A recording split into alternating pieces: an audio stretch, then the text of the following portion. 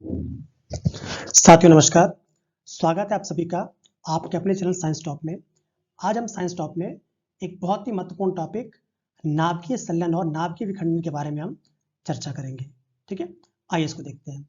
सबसे पहले बात करते हैं हम नाभिकीय विखंडन की। विखंडन का मतलब है टूटना। तो आप ये कह सकते हैं वह नाभिकीय प्रक्रिया जिसमें कोई एक भारी नाभिक दो भागों में टूट जाता है या विभक्त हो जाता है, तो उस प्रक्रिया को बोलते हैं हमारा वो नाभिकीय विखंडन है।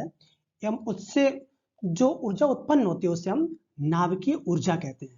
ठीक है, और इसकी जो खोज थी वो स्ट्रासमैन और हान ने किया था। इसको याद रखिएगा, नाभिकीय विखंडन की जो खोज है वो स्ट्रासमैन और हान ने किया था। आइए इसको थोड़ा समझते हैं। सपोज कर लीजिए कि हमारा एक बहुत ही भारी नाभिक है। इससे पहले वाले चैप्टर में हमने समझा था कि जो आपका एटम होता है, एटम के अंदर एक प्यारा सा न्यूक्लियस होता है और न्यूक्लियस के अंदर हमारा न्यूट्रॉन और प्रोटॉन होते हैं। जब 83 से ज़्यादा हो जाता है, मतलब नाभिक भारी हो जाता है, तो उस कंडीशन में वो अल्फा बीटा गामा रेज को इमिट करता है, जिसको हमने रेडियो एक्टिविटी में समझा था। ठीक है, तो होता यह है कि जब नाभिक हमारा भारी हो जाता है तो उस प्रक्रिया में जब कोई भारी नाभिक दो भाग, जैसे हमारा एक बड़ा सा नाभिक है, अब ये टूट के दो भागों में विभक्त हो गया। ठीक है, तो इस प्रक्रिया को हम बोलेंगे कि हमारा क्या वो है, नाभिकीय विखंडन है। और फिर जब कोई भी चीज टूटेगी तो एनर्जी भी निकलेगी। तो इससे जो एनर्जी निकलती है इसके टूटने से, उसको कहेंगे हमारी क्या वो है, नाभिकीय ऊर्जा है। और इस ऊर्जा का उपयोग हम बहुत ज्यादा जगहों पे भी करेंगे, आगे समझेंगे हम। ठीक है, तो आपसे कोई बोले नाभिकीय प्रक्रिया क्या है, तो आप नाभिकीय विखंडन क्या है, तो आप बोलेंगे सर नाभिकीय विखंडन वो प्रक्रिया है जिसमें कोई एक भारी नाभिक दो छोटे छोटे नाभिकों में टूट जाता है और बहुत सारी ऊर्जा वो इमिट करता है या उत्सर्जित करता है। तो जो ऊर्जा वो उत्सर्जित करता है उसको बोलते हैं हमारी वो नाभिकीय ऊर्जा है। क्यों नाभिकीय ऊर्जा कहते हैं, क्योंकि नाभिक के टूटने से निकली है। ठीक है, अब आइए इसको आगे देखते हैं। अब देखिए, नेक्स्ट हमारा टॉपिक है श्रृंखला अभिक्रिया। अब जो नाभिक के टूटने की प्रक्रिया है उसको भी हम अलग अलग फैक्ट्स में समझेंगे। पहले बात करें श्रृंखला, इसको हम चेन रिएक्शन भी कहते हैं। श्रृंखला आपको क्या पता है, जिसमें एक श्रृंखला है, ये कहेंगे हमारी चेन रिएक्शन। जो एक एक स्टार्ट और लगातार चलती रहे उसको कहेंगे हमारी वो चेन रिएक्शन है। देखिए आइए समझते हैं श्रृंखला अभिक्रिया। जब यूरेनियम पर दो न्यूट्रॉनों की बम्बारमेंट कराई जाती है तो एक यूरेनियम नाभिक के विखंडन पर बहुत अधिक मात्रा में ऊर्जा उत्पन्न होती है तथा तीन नए न्यूट्रॉन उत्सर्जित हो जाते हैं। जैसे मान लीजिए कि अब मान लीजिए हमारे एक एटम है, इसके अंदर आपका न्यूक्लियस है, वो शांत है, क्यों टूटेगा भाई। पर अगर इस पे हम न्यूट्रॉन्स की बम्बारमेंट कराएं, अगर हम इसके न्यूक्लियस पे न्यूट्रॉन्स की बम्बारमेंट कराएंगे तो इसका जो स्ट्रक्चर है प्रोटॉन और न्यूट्रॉन का, वो आपका इम्बैलेंस हो जाएगा या अनियंत्रित हो जाएगा, जिसके चलते ये टूट जाएगा। और जब ये टूटेगा तो तीन नए न्यूट्रॉन, ये हम यूरेनियम की बात कर रहे हैं, तो तीन नए न्यूट्रॉन ये निकाल देगा। ठीक है, और फिर ये जो न्यूट्रॉन निकलेंगे ये जो अगले हमारे और यूरेनियम के एटम्स होंगे वो उनके साथ अभिक्रिया करेंगे और फिर एक लगातार एक ऐसी प्रक्रिया चलेगी। फिर इनसे जो तीन निकलेंगे वो दूसरे तीन के साथ रिएक्ट करेंगे और इस तरह एक श्रृंखला अभिक्रिया चलनी स्टार्ट हो जाएगी और इसी प्रक्रिया को हम श्रृंखला अभिक्रिया कहते हैं। आइए देखिए फिर से, इस प्रक्रिया से उत्सर्जित न्यूट्रॉन यूरेनियम के अन्य नाभिकों को विखंडित करते हैं। जैसे मान लीजिए मैंने आपसे कहा कि ये हमारा एक यूरेनियम का एटम हो गया, इसके न्यूक्लियस में आपका न्यूट्रॉन और प्रोटॉन है, इस पे हमने न्यूट्रॉन की बम्बारमेंट कराई। बम्बारमेंट कराने से ये सपोज करिए दो आपके एटम्स में टूट गया। ठीक है, या इसने ब्रेक कर दिया। अब इनके ब्रेक होने से जो न्यूट्रॉन निकले हैं, ये जो बाकी के और एटम्स होंगे आपके यूरेनियम की, ये उनके साथ रिएक्शन करेंगे। तो पहले एक होगा, फिर तीन निकलेंगे, फिर ये तीन नौ बनाएंगे, फिर ये नौ आपके 27 बनाएंगे, फिर 81, ये एक चरण चलता जाएगा। और इस प्रकार की जो अभिक्रिया को हम कहेंगे कि हमारी ये श्रृंखला अभिक्रिया है। आइए इसको और समझते हैं। जो श्रृंखला अभिक्रिया होती है दो प्रकार की होती है। एक हमारा होता है अनियंत्रित श्रृंखला अभिक्रिया और एक होता है नियंत्रित श्रृंखला अभिक्रिया। जैसे नेम इंडिकेट कर रहा है अनियंत्रित, जिसको एक बार हम स्टार्ट तो कर लें पर हम रोक ना पाए, उसको हम अनियंत्रित श्रृंखला अभिक्रिया कहेंगे। और जिस पर हम कुछ ना कुछ कमांड कर लें, कुछ उसको धीमा कर लें, उसको कहेंगे हम नियंत्रित श्रृंखला अभिक्रिया। आइए पहले हम समझते हैं अनियंत्रित श्रृंखला अभिक्रिया को। देखिए, इस अभिक्रिया में तीन नए निकलने वाले न्यूट्रॉनों पर नियंत्रण नहीं होता है, जिसके कारण नाभिकों के विखंडन की दर 1, 3, 9, 7, 27 जो मैं समझा रहा था के अनुसार होती है और फलस्वरूप ऊर्जा अत्यंत तीव्र गति से उत्पन्न होती है तथा बहुत ही कम समय में बहुत विनाश करते हुए विस्फोट होता है, जस्ट लाइक परमाणु बम। जैसे मान लीजिए, फिर से मैं समझा रहा हूँ, ये हमारा एटम है, इसके अंदर न्यूक्लियस है। अब हमने ये काम ये किया कि हमने इसके ऊपर न्यूट्रॉन्स की बम्बारमेंट कराई। बम्बारमेंट कराने से ये ब्रेक किया, और इसके ब्रेक करने से 3 न्यूट्रॉन निकल गए। 3 न्यूट्रॉन निकल गए। अब ये जो 3 न्यूट्रॉन निकले हैं, ये फिर से जाके किसी न किसी यूरेनियम के एटम को ब्रेक करेंगे, ये भी ब्रेक करेगा, ये भी ब्रेक करेगा, फिर एक साइकिल बन जाती है। और जो कि एक के टूटने से 3 निकल रहे हैं, तो इसके टूटने से भी फिर 3 निकलेंगे, फिर ये 3 और 3 को पकड़ेंगे। तो इस तरह करते करते एक अनियंत्रित श्रृंखला अभिक्रिया बन जाती है, ठीक है, जिसमें हमारा कमांड नहीं होता है, और जिसके चलते बहुत ही कम समय में बहुत ज़्यादा एनर्जी लिबरेट होती है, एनर्जी उत्पन्न होती है, और एक प्रचंड विस्फोट होता है। इसी को हम अनियंत्रित श्रृंखला अभिक्रिया कहते हैं। जो हमारा परमाणु बम होता है, जिसको हम एटम बम कहते हैं, वो भी आपका इसी सिद्धांत पर कार्य करता है। क्वेश्चन ये पूछा जाता है कि जो हमारा परमाणु बम होता है वो किस सिद्धांत पे काम करता है, तो आप बोलेंगे वो नाभिकीय विखंडन, क्योंकि हम विखंडन पढ़ रहे हैं, वो नाभिकीय विखंडन पर कार्य करता है। और उसमें भी किस प्रकार का नाभिकीय विखंडन, तो आप कहेंगे अनियंत्रित नाभिकीय विखंडन पर वो कार्य करता है। आइए और आगे देखते हैं। अब हम बात करते हैं परमाणु बम, जिसमें मैंने आपसे कहा एटम बम की। एक ऐसी युक्ति जिसमें तीव्रगामी न्यूट्रॉनों के द्वारा विखंडनीय पदार्थ में अनियंत्रित श्रृंखला अभिक्रिया को बनाए रखा जाए। जैसे मैंने आपसे कहा कि भाई जो न्यूट्रॉन्स आ रहे हैं उनको अगर रोका ना जाए तो फिर वो 1 से 3, फिर 9, 27, फिर 81 चलते रहेंगे। तो एक अल्प समय में बहुत ज़्यादा ऊर्जा मुक्त होती है, उसी को हम एटम बम कहते हैं। क्वेश्चन ये पूछा जाता है कि जो हमारे एटम बम बनाने में कौन कौन से 2 फ्यूल या ईंधन के रूप में हम क्या क्या एलिमेंट्स का यूज़ करते हैं। याद रखिएगा, 2 ही एलिमेंट्स का ज़्यादा यूज़ होता है। एक होता है यूरेनियम, इसका एटॉमिक मास होता है आपका 235, और दूसरा हम यूज़ कर सकते हैं प्लूटोनियम, जिसका होता है 239। करते हम ये हैं कि इनके हम 2 मतलब बहुत सारे सघन टुकड़े ले लेते हैं, उनको पास पास रखते हैं, जिससे बहुत ज़्यादा ताप उत्पन्न करने के बाद विस्फोट होता है। ठीक है, आपने परमाणु मूवी देखी होगी, उसमें आप समझ गए होंगे इसको। अब देखिए, जो एटम बम होता है, इसका जो विकास था वो जे ओपेनहेयर ने किया था। ये बहुत बार क्वेश्चन पूछा है कि परमाणु बम का आविष्कार किसने किया था, बोलेंगे जे ओपेनहेयर ने किया था। और ये कहाँ के थे, तो अमेरिका के थे। जब सेकेंड वर्ल्ड वॉर चल रहा था, उसी बीच में एक प्रोजेक्ट था, द मैनहट्टन प्रोजेक्ट। इसको भी याद रखेंगे आप कि अमेरिका ने द मैनहट्टन प्रोजेक्ट के तहत आपका परमाणु बम का आविष्कार किया था। कब, सेकेंड वर्ल्ड वॉर के समय, द्वितीय विश्व युद्ध के समय। ठीक है, और इसका सबसे पहले प्रयोग क्या हुआ था, तो अमेरिका ने प्रयोग किया था कहाँ पे, जापान के 2 शहरों पे। एक आपका है हिरोशिमा और एक है आपका नागासाकी। ठीक है, एक हुआ तुम्हारा 6 अगस्त को और एक हुआ तुम्हारा 9 अगस्त को। पूछा जाता है कि पहले हिरोशिमा पे हुआ था, पहले नागासाकी पे। तो याद रखिए, अल्फाबेटिकल क्रम याद रखिएगा, पहले एच आता है और फिर क्या आता है हमारा, एन आता है। तो आप ये बोलेंगे कि 6 अगस्त को हमारा हिरोशिमा पे हुआ था और 9 अगस्त को हमारा नागासाकी पे हुआ था। इसको आप डेट को आप याद रखेंगे। ठीक है, आइए आगे चलते हैं। अब बात करते हैं हम नियंत्रित श्रृंखला अभिक्रिया। मैंने आपसे कहा है कि नियंत्रित श्रृंखला को हम अपने कंट्रोल कर सकते हैं। कैसे कंट्रोल कर सकते हैं, जो न्यूट्रॉन्स निकल रहे थे, अगर उसमें से हम कुछ को रोक लें, हम उनकी स्पीड को कम कर दें, तो उसको हम रोक सकते हैं। आइए देखिए, यह अभिक्रिया धीरे धीरे होती है तथा इससे प्राप्त ऊर्जा का प्रयोग हम लाभदायक कार्यों में कर सकते हैं, जैसे न्यूक्लियर रिएक्टर्स, जिसको परमाणु भट्टी कहते हैं, उसमें। अब मान लीजिए हमारा एक भारी नाभिक था, इसमें न्यूट्रॉन्स की बम्बारमेंट कराई, तो इसमें 3 न्यूट्रॉन निकले।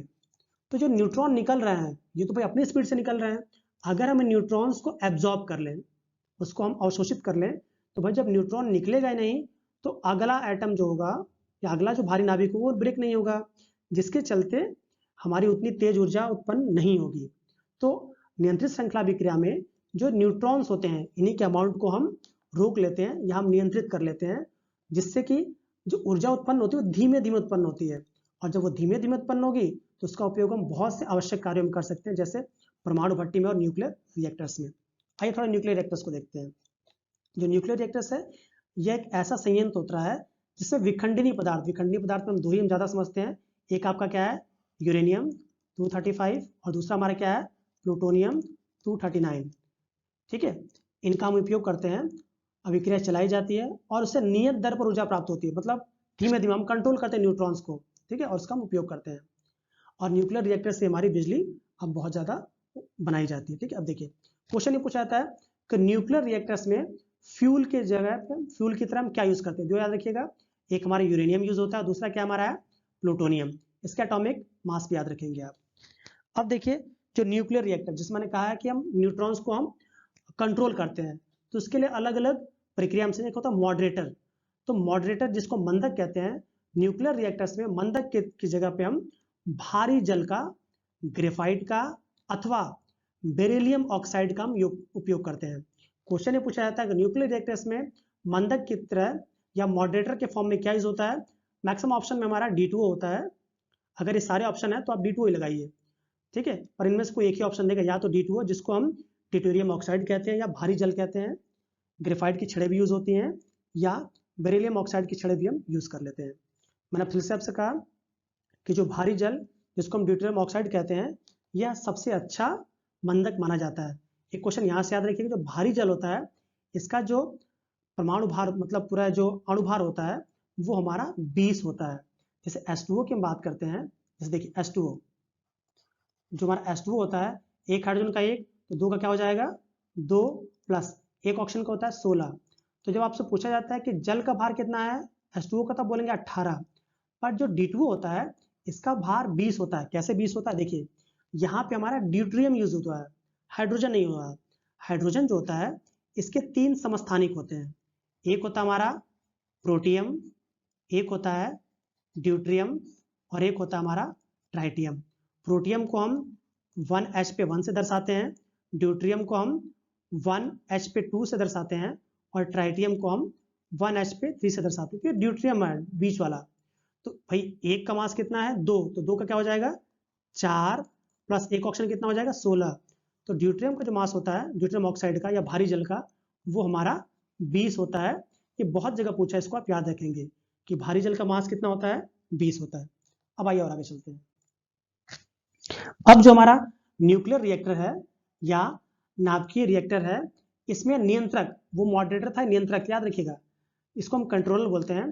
कंट्रोलर के फॉर्म में हम कैडमियम अथवा बोरॉन की छड़ों का उपयोग करते हैं। क्यों उपयोग करते हैं, क्योंकि ये न्यूट्रॉन्स के अच्छे अवशोषक होते हैं। भाई न्यूट्रॉन जो निकल रहा था जिसका काम है हमारा फिर से रिएक्शंस को आगे बढ़ाना, तो जब न्यूट्रॉन को या बीच से एब्जॉर्ब कर लेंगे इन छड़ों की हेल्प से, कैडमियम की छड़ और बोरॉन के छड़ की हेल्प से, तो फिर तो आप कंट्रोल कर सकते हैं ना। यही एक रीजन है कि हम जब पूछा जाता है कि नियंत्रक क्या है, तो आप बोलेंगे कैडमियम की छड़, और या हम बोरॉन है, ये बोरॉन, या हम बोरॉन की छड़ का उपयोग हम कर लेते हैं। आइए और आगे चलते हैं। नेक्स्ट हमारा ये हमारा था जो हमने इससे पहले हमने पढ़ा नाभिकीय विखंडन के बारे में। अब आइए थोड़ा बात करते हैं हम नाभिकीय संलयन के बारे में, जिसको हम न्यूक्लियर फ्यूजन भी कहते हैं, ठीक है। इससे भी बहुत अच्छे से क्वेश्चन बनते हैं। ये ठीक नाभिकीय विखंडन का उल्टा होता है। क्यों, जब 2 या 2 से अधिक हल्के नाभिक अति उच्च चाल से गति करते हुए परस्पर संयुक्त होकर एक भारी नाभिक बना देते हैं। विखंडन में क्या हो रहा था कि एक भारी नाभिक 2 में ब्रेक कर रहा था, ये ठीक उल्टा है। इसमें क्या है, 2 हल्के नाभिक आपस में जुड़ के एक भारी नाभिक बना दे, उसको कहते हैं नाभिकीय संलयन कहते हैं। और इनके जुड़ने से भी बहुत ज्यादा एनर्जी निकलती है, ठीक है, नाभिकीय विखंडन से भी ज्यादा इससे बहुत ज्यादा एनर्जी निकलती है, इसलिए इसको हम नाभिकीय संलयन कहते हैं।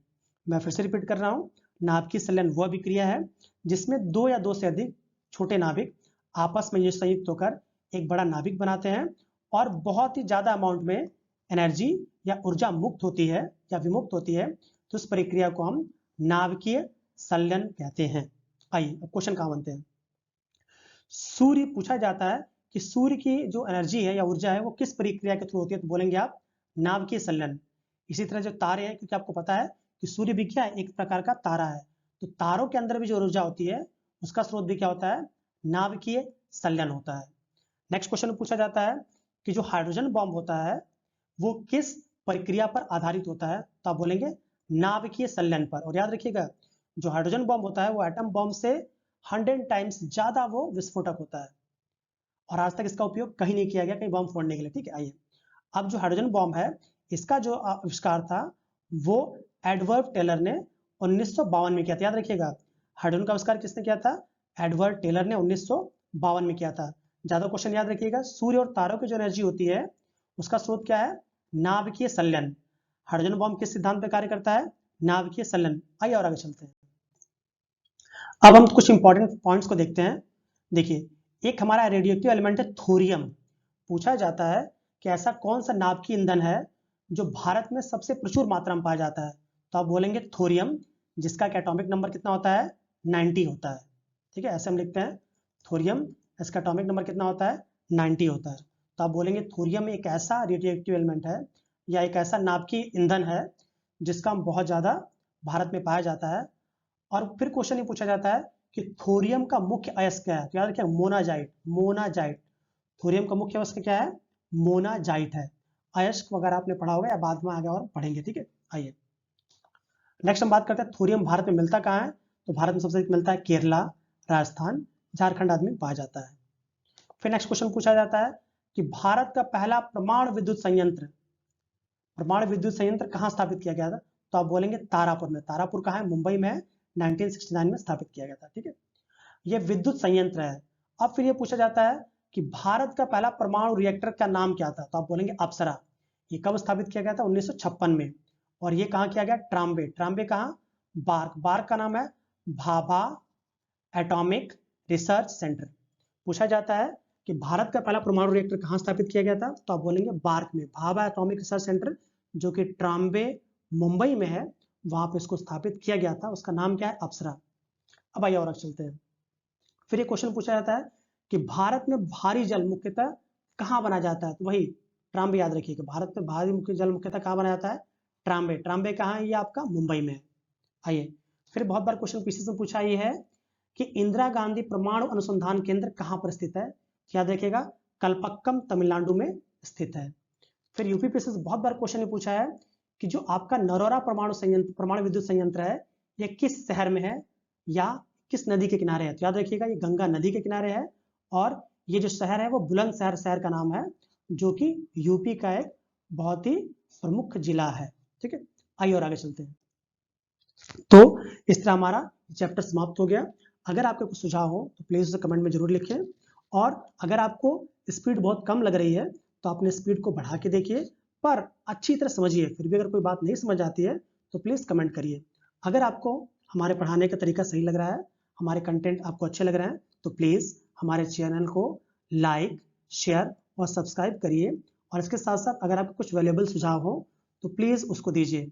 तब तक के लिए जय हिंद, जय भारत। आप सभी लोग स्वस्थ रहें और सबको स्वस्थ रखें और प्रसन्न रखें।